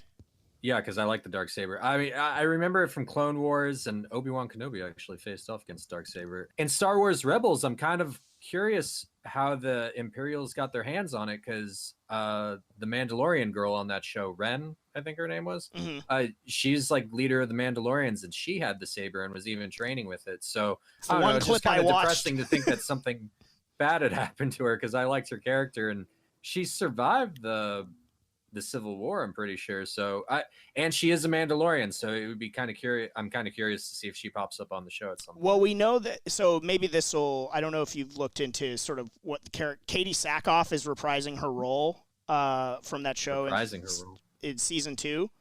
So, I forget the name of her character, Bo-Katan, I believe.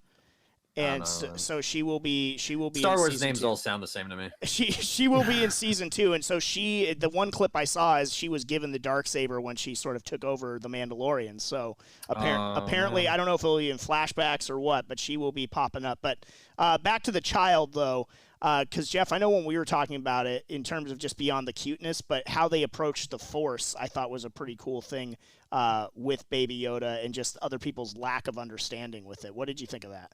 Yeah, I mean, I do like the idea that they don't necessarily even know what to label it. It's, just something that's going on. And it kind of shows just how removed the Jedi and the Sith are to your, like, everyday people, which is kind of refreshing because most Star Wars fantasy has to have, a bunch of Jedi in it for whatever reason. So I like that. And I also like that certain Force abilities, if you have a high enough midichlorian count or if you're strong enough in the Force, just sort of, like, naturally happen. And then, as he grows up and if he's trained by somebody, he can learn to refine it. But, there's a couple of things that he can kind of do and nothing like great, it's just him being able to like force push or choke, which I think is kind of the same ability anyway. And then the force healing thing.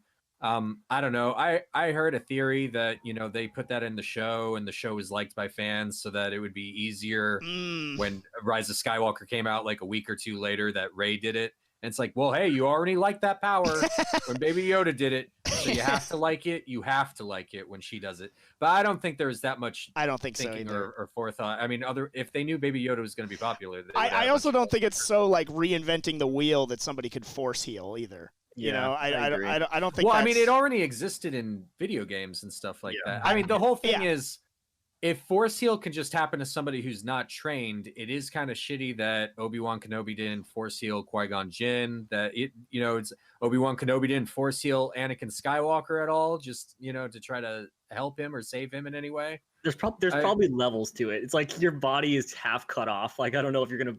I mean, Qui-Gon Jinn was it that bad? I mean, he was just one. That's true. Lightsaber stab. But I also, mean, is any feel like Jedi able? Is any Jedi able to be a healer, though? I mean, it has to be a certain talent that's either learned or innate. Well, are you telling me that there are force abilities that only some of them can know? Because, I mean, I think that's kind of weird. That it's like... I mean, in KOTOR, you got to upgrade your different levels, and you don't... Yeah, but that's a video game, though. That doesn't translate over the same way. But, okay, we could look at it that way, and it just means that if different practicums. Train in that particular area, you can do it. No matter what class you choose in KOTOR. You can learn any force ability. You just have to put the points there. That you were totally capable of training in it, or it was also possible to just have like natural talent in it. But ultimately, what you were learning instead of how to like use it, was how to just be a conduit for it. So if you just are naturally uninhibited, as this baby Yoda seems to be, without much training, you know, the Force is just naturally flowing through you, and and you can kind of manipulate it at will, while other people might have too many, you know, blocks up and can't necessarily have it flow through them as easily. Or not as high a metachlorian count. Or that's how the dark side gets in. Well, when you talk about the dark side, when Baby Yoda was force choking Cara Dune, I thought that was kind of. I thought that was great because he thought Mando was in trouble, and even just his little face. I mean, it's kind of scary. scary. Little puppet, they have very good facial expressions, I thought. Yeah. John or Tim, what did you guys think of the whole Baby Yoda plot device? I thought it was cool. I mean, honestly, I had to like go back because I didn't do any research on the show before just putting it on. So after a couple of episodes, I was like, wait, when does this take place? And I had to like look up the timeline of the show because everyone calls it Baby Yoda, but it's most certainly not Yoda. Correct. It's just just a little. Just the fan's name. Yeah, it's the child is all we know. I mean, I guess maybe it could be some sort of reincarnated version of Yoda at some point. I forget. I think they mentioned it's 50 years old. Oh yeah, it's a 50-year-old baby, so it's not reincarnated Yoda, but I mean, it's just his race. Yeah. I mean, how can you not like Baby Yoda? He's like without Baby Yoda, I feel like there is no show. Well, I don't think it's nearly as. Well, it'd be a very different show. Yeah, it would be an incredibly different show, and just also, I mean, the popularity of the Baby Yoda character or whatever is crazy. Like the memes, popping up at like sort of sporting events to rally the crowd and stuff like that, which I saw in multiple arenas. It's pretty wild. Mark, what did you think of the little Baby Yoda? I love Baby Yoda. My comic shop here in San Diego, actually on the end of their receipt paper, they say thank you for your business and Baby Yoda loves you. And I think it's a wonderful, wonderful thing. I love Yoda, and I can't tell you what he's called. And I think that it's wonderful that they've developed that this is a Baby Yoda, even though clearly not Yoda, and that it's spawned this whole internet sensation that's just exploded of like, is it a Yoda? Is it not Yoda? Just everyone falling over Baby. Because again, I didn't see this until about 5 or 6 months after it ended. So I was just seeing all the memes and like trying to like scroll as fastly like past them as I could, just not to get any spoilers. What if he travels back in time and this is Baby Yoda? I don't know how time travel works with the Force. We don't know yet that necessarily. But what I am interested in is what if they take Baby Yoda, and because he's around so much evil and killing and stuff like that, being in the bounty hunter life on the run, that he eventually turns dark and turns Sith, and the ultimate confrontation is the Mandalorian and Sith Baby Yoda having to fight it out. That's why with what he was. I think only a real Mandalorian could hold off against a Sith or a Jedi, though, not just a foundling. Mandalorian. A foundling, foundling. A little weaker foundling. I saw him get the crap kicked out of him by a wild animal. I don't know how he's going to do against a Force user. Can I just say, while we're still on Yoda, can I just say that scene in episode 3 when Yoda is jumping around Palpatine in the chamber, the Senate room, when they're going up and Yoda's bouncing around and they're fighting him Palpatine, intercut with Obi-Wan Anakin. That is like one of the coolest scenes in all of Star Wars. That is like, and the music is like, it's so that's pretty epic, dude. That was my favorite Star Wars scene ever. Actually, oh my god, dude, it gives me goosebumps right now just thinking about it. That scene is so good. I was so hyped for that movie, and that scene completely paid it off. Well, I'm glad you guys We'd already seen him enjoyed it. fight Dooku, but it was not on that level, not at all. No, it was definitely bigger than that. The last thing I want to say that I actually really liked, and I know I think most of you guys binge watched it or watched it back to back, is I actually appreciated the fact that it's on a streaming service, but they released week by week. I enjoyed waiting every week for the next episode, talking about it with friends about like what is Baby Yoda's in danger, like what's going to happen, like the cliffhangers at the end of episodes and stuff like that. I thought were really well done, and it just sort of reminded me that, you know, the binge model has its place certainly, but I really appreciated sort of just like the week over week, this like being a serial, you know, show. Like, man, if we were kids, I would be on the edge of my seat every week on like what was going to happen. So I really appreciated how they did this, and I think it's a great sort of flagship start for Disney Plus. I mean, it's the main reason, you know, why it's the only reason why at first I even hopped on, because I was so intrigued to see what it was about, and they hooked me with that first episode. So I really like that. All right, before we take a break, Jeff, any parting words that you want to get in about The Mandalorian? No, just have fun, guys. Okay, guys. We made Jeff sad. He is leaving because James and I argued. Yeah, Mom I and was Dad gonna stay the entire episode. I was like, you know what? Fuck it. I don't want to do it anymore. I gotta go too, actually. Mom and Dad are fighting. All right, we're going to take one more break. When we come back, we will put a bow. We will wrap up The Mandalorian here on the Best Damn Nerd Show on the other side. It's the microphone alchemist Bimbo Jimbo here, and when I'm not verbally super kicking Last Jedi fans on the Best Damn Nerd Show or fantasy casting The Rock in another movie on the DLC, well, that's when I actually get to talk about wrestling. That's right. Come join me in the Wrestling War Room, where I take my mic to the mat and launch my hot takes about the Wednesday Night War between AEW and NXT. The Wrestling War Room. Which side are you on? Hey guys, it's the loquacious anime and manga lover Jahns here. Now I have watched a lot of anime and I've read an abundance of manga, so you would think that I have a pretty interesting opinion on the culture. From classics like Golden Boy and Ghost in the Shell to masterpieces such as Psycho Pass and Gantz. Come and join me as I talk about the world of anime and manga, which has had a huge impact on my life. And who knows, whatever I talk about and recommend to you guys could become one of your favorite series. Ammo with Jammers.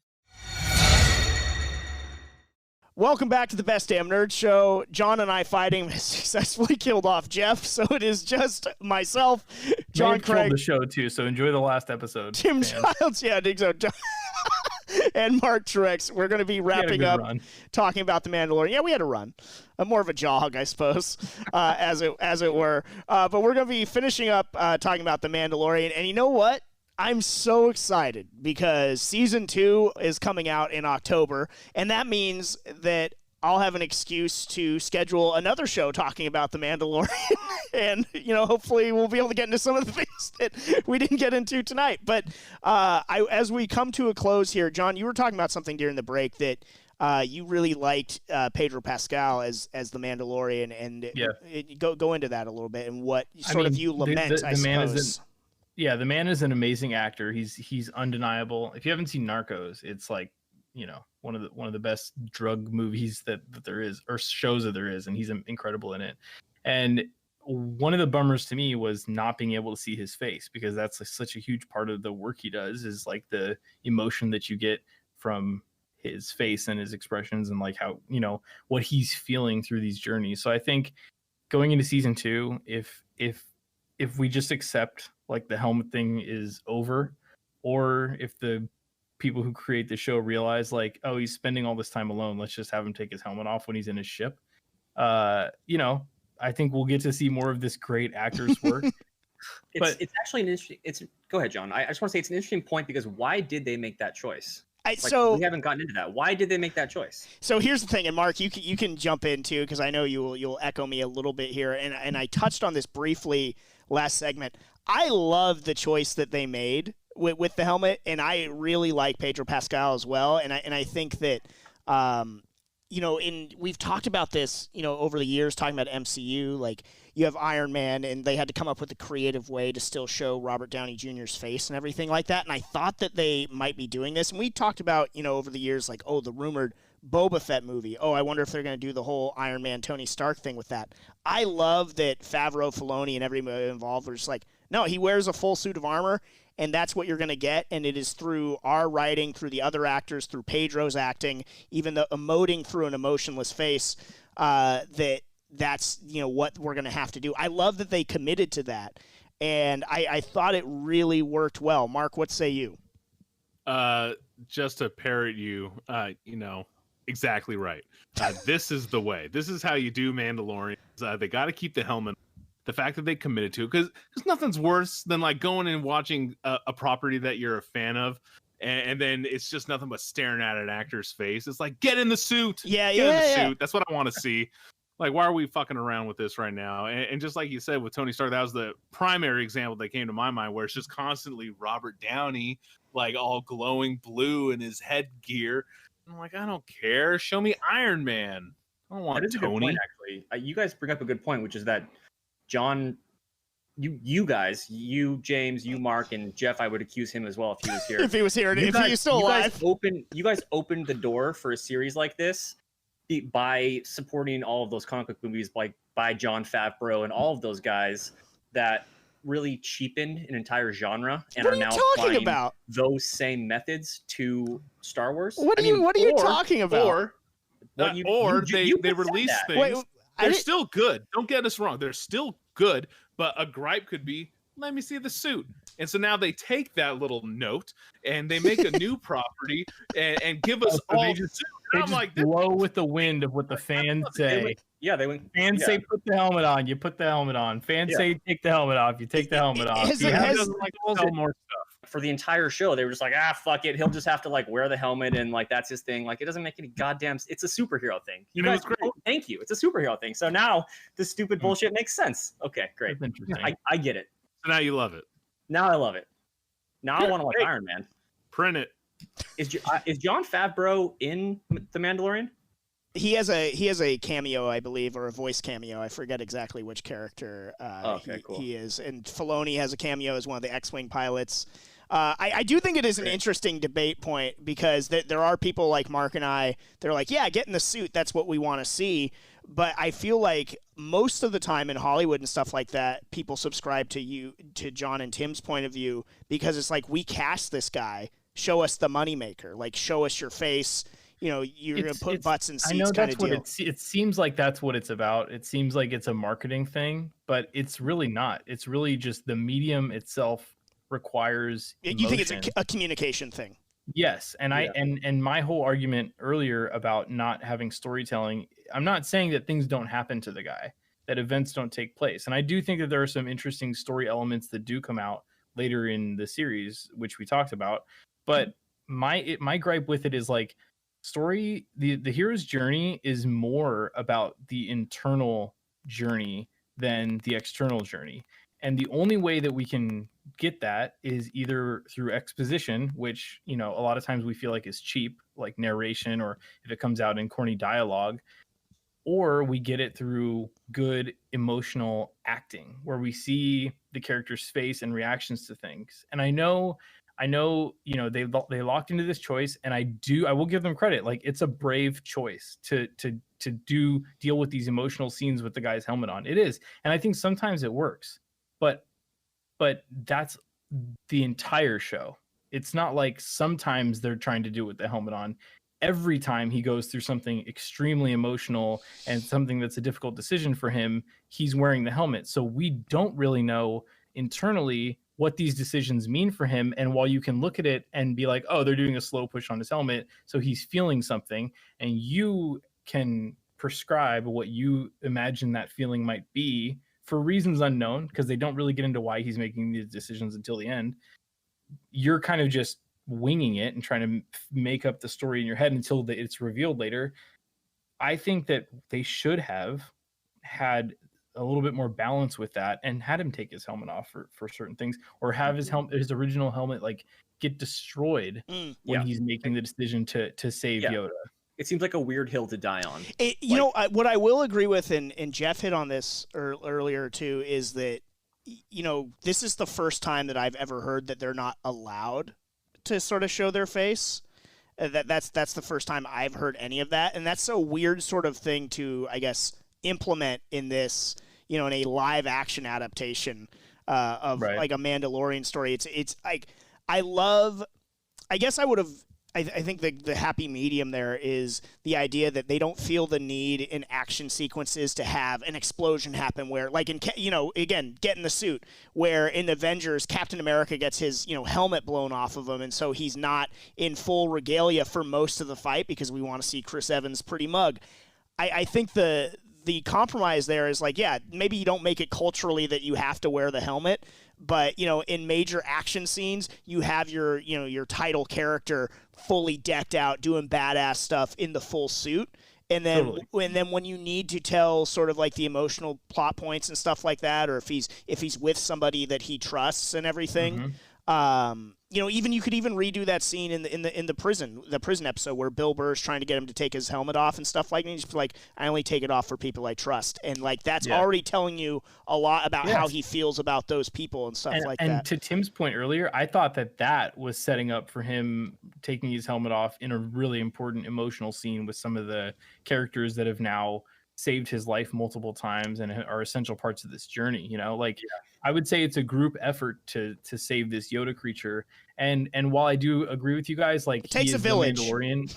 Yeah, he's the Mandalorian in the sense that, like, he is a badass. He gets his armor upgrades. He does a lot of heroic things. But we also see him very vulnerable in a lot of the action scenes, and we see him get saved time and time again. The worst example of it was where the Mandalorian guild, who was just at his throat trying to kill him like 5 minutes earlier, falls out of the sky and saves him. But I think one of the best examples of it is this band of people that he has come to befriend or, gain the trust of. And likewise, they've gained his trust when they all aid each other at the end. Like, it's beautiful. And that's deserving of taking his helmet off in a show of trust and solidarity. A couple things with that. I think first of all, I didn't like how they revealed his face in the show, and I loved this show. Like, anybody, like, the takeaway from this, I adore The Mandalorian. I loved rewatching it. I think it's so fun. It's got me so hyped for season 2. But one of the things I didn't like is how they revealed his face. And if they're gonna make a thing of it, I don't think they chose the right way to do it because revealing it felt contractual. It felt like it didn't feel impactful. And I think if anything, again, you can retcon whether or not he can take it off at all. But I do think the first character he takes his helmet off for should have been Baby Yoda. Like, it should have been him trying to connect with this creature. Dude. Yeah. And fly around in the ship with the helmet I like him flying with the helmet on, but I get your point. You can have certain scenes where he's, maybe he doesn't take it to the John. I don't think that they should have done the Iron Man thing where you see inside the helmet in key action scenes. Like, Correct. Let him be in his armor and be a badass, and that's where you do get the cool filmmaking where you're trying to get emotion out of the helmet, like camera work around the helmet. But like, let's get some more stuff with the helmet off, and hopefully that is where they go with season 2. It has to be among some of these other things. I think the real bummer for me is that they killed off Queel, so he's not going to be in season 2, and not he was just such an interesting character that could have helped us learn so much about where the world is in this period of time. He did some of that. He had the perfect story arc, though. I mean, what more could have really been done with? He's off on his own. He's being alone. He's trying to stay away from danger. And then he finally gives in. Is like, this is something worth giving my life for. And he does. Dude, I was in denial that he was dead. They could have done that in season 2, though. Like, I was upset that when they killed him off, like in a good way. Like, as a fan of the show I was upset that they killed him off because I really liked that character and it made me actually sad. But I understood why they did it and everything like that to serve the story and that somebody needed to die. I thought they were going to kill off Carl Weathers, to be honest with you, and I'm really happy that Grief Karga's still alive, to hopefully show up again in season 2. But Queel was a legitimately awesome Star Wars character, and for really big fans, to see an Ugnaught, which were just kind of these sort of throwaway weird characters in Empire Strikes Back, to see one have an actual sort of character story arc, I guess that's one of the real strengths of the show is that they took established things and they built them out. The IG unit, something that outside of the expanded universe in video games we've not really gotten a ton of. And they implemented the animations on that were really cool, I thought. Yeah, and they took a lot from the Star Wars universe. We mentioned, Knights of the Old Republic. There's the scene where he's negotiating with the Tusken Raiders. It's almost directly lifted from Knights of the Old Republic, that whole idea. So I appreciated that. And the Queel character, I mean, I Have Spoken was something that immediately it caught on, all throughout and everything. But I thought it was really cool, and it really felt like they gave that like alien species or race, whatever you want to consider it, like its own identity within the universe that we really got to see. I actually didn't like in the first episode with that blue alien how he was just so human. Horatio Sands? Yeah. Like I like in Star Wars when each alien species is like has totally different little quirks about them. Like it really shows the diversity of the universe. And I was like, why is he talking and acting human? I don't like that. Yeah, I totally get your point. I thought, like we got the Devorian that was in the prison escape episode. We got to see a couple of Twi'leks, which before we had just seen Bib Fortuna and the dancers and stuff like that. I love the brother and sister combo. Yeah. In that episode, that was awesome. Yeah, definitely. Okay, so as we're wrapping up here, we are hurtling towards season 2. What do you guys want to see from season 2, or what could they do, John and Tim, that would maybe make you buy in more to next season? Pay things off better, just have a more cohesive, overarching story, and show me his face. Show me that face. Want to see your face. I think one of the biggest challenges that this show had, and honestly, part of the reason why you're getting the reaction from both Tim and I, is that it really felt like it was only about the one character. Even though the Baby Yoda character is critically important to the show, and we presumably are going to learn more about it. It really, so much of it was about this one character, and I feel like once we did get up to speed with some of the other characters that joined the party, then the show really became interesting. And I think for season 2, they need to introduce more characters. They need to have them throughout the entire season, not just like one episode here and there. And they need to start like really making him part of a party, because clearly he needs it. I mean, he desperately needs it to protect this little child. And then I think the other thing is, like, we need to see this foundling now learning how to be a Mandalorian, you know? So I'll kick it over to you in a second, Mark, but how are we? I mean, Baby Yoda is still Baby Yoda. Like, I mean, I get it's 50 years old and it's still that size. So I don't know. We can't possibly, unless we jump forward in time, unless we have to jump way forward in time to see how it develops. I don't know. Maybe we should. Maybe. Yeah, I could see them doing something like that, where he's just like suddenly able to do more and kind of be more than what he is. Like I feel like that teenager. has to happen. Yeah. You can't just keep him as he is right now, which is something that does one thing every few episodes and then just passes the fuck out. Like that's fun, but it's also a gimmick. Yeah. So I feel like we need to see much more development there.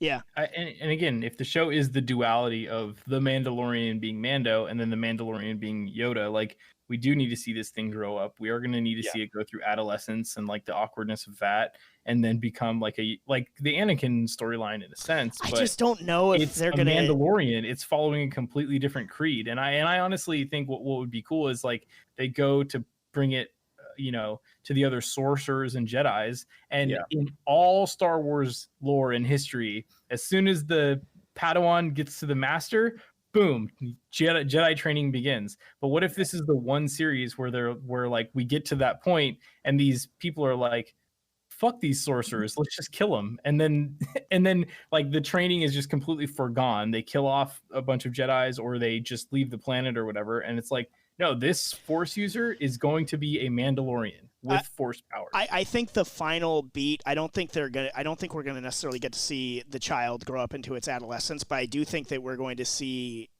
we run into some Jedi, we maybe find, whatever race of people that Yoda is, maybe some more of them. But I do think that the final sort of images of this show are, it's like, well, your destiny isn't to become a Jedi. It's you're this foundling. That the last image might be the Mandalorian, Din Djarin, walking off into the sunset with, now a slightly older, child character walking with him, learning the ways of the Mandalorian. Yes, not learning how to be a Jedi, but learning how to be a Mandalorian. And I'm glad you referenced them being called sorcerers. Go ahead, Tim. I was just going to say, and I don't think we can, Jeff touched on it earlier, and I think it's important to bring up again, I don't think we can ignore the presence now of the Darksaber, which is, as in my research for this show, I found out the Darksaber is actually was wielded by the first Force-sensitive Mandalorian. He stole it from the Jedi. It's essentially a lightsaber that he stole from the Jedi, and then essentially he bridged the gap between Jedi and Mandalorian, who had been fighting for millennia, and there was peace after that between Mandalorian and Jedi. So I think there is, I think we can't ignore that symbolism there, as far as and whoever in the mythology, whoever wields the Darksaber is the leader of the Mandalorians. It's funny because I learned that from your research that I read. And it's funny because when I watched the show, I had no fucking idea what that was. Which was funny for me. Which it didn't bother me, but I didn't know until I read your outline that I was like, oh, there's significance to that more than just like it looks like this weird lightsaber.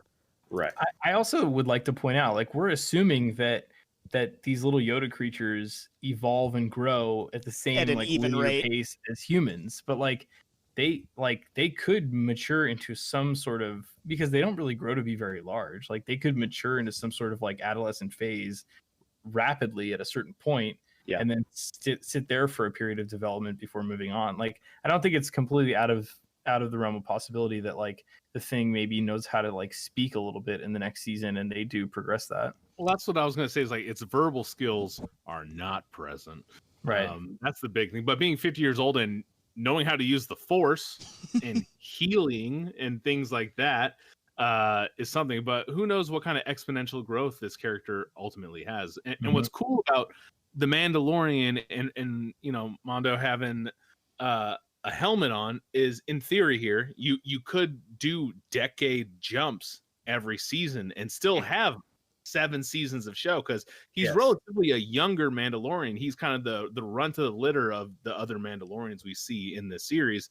And if he never takes his helmet off but once like a season, and it's just that makeup being put in to age him each time, and then we get to see basically this baby Yoda evolve into some angsty kind of dark teen that turns Sith, which is what I want to see. I will concede this to you guys.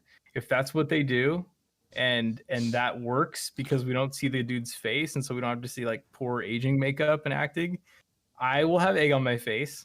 And at the same time, you can wear a helmet to cover it up. If the Yoda creature is the Mandalorian, then you guys will have egg on your face. No, I'm not saying that. I think that two things can be equally true in terms of what the title "The Mandalorian" means, and I agree. I think it is representative of both of them. And I thought it was a cool little plot point there. Mark, what do you hope to see in season 2? You know, so I am completely daft as to any leaks or any kind Michael of storylines or anything that's Michael Biehn is going to be a bounty hunter. Rosario Dawson is heavily rumored to being Ahsoka Tano. Temuera Morrison is going to be appearing. He played Jango Fett. So with all of this, I mean, it means we're going to start having some more Jedi, which means we're going to finally get some lightsabers. And I just hope it doesn't become a lightsaber fest, because I really like the more down on the earth level of like the bounty hunters and the shenanigans they're getting into. I mean, don't get me wrong, lightsabers, fucking love them, but this show is not lightsaber centric. Yes. And I think it's kind of a breath of fresh air. I think that's a great point. I get kind of nervous when I hear about, you know, the addition of maybe Jedi characters, because I don't want it to one of the things I really love about this is it's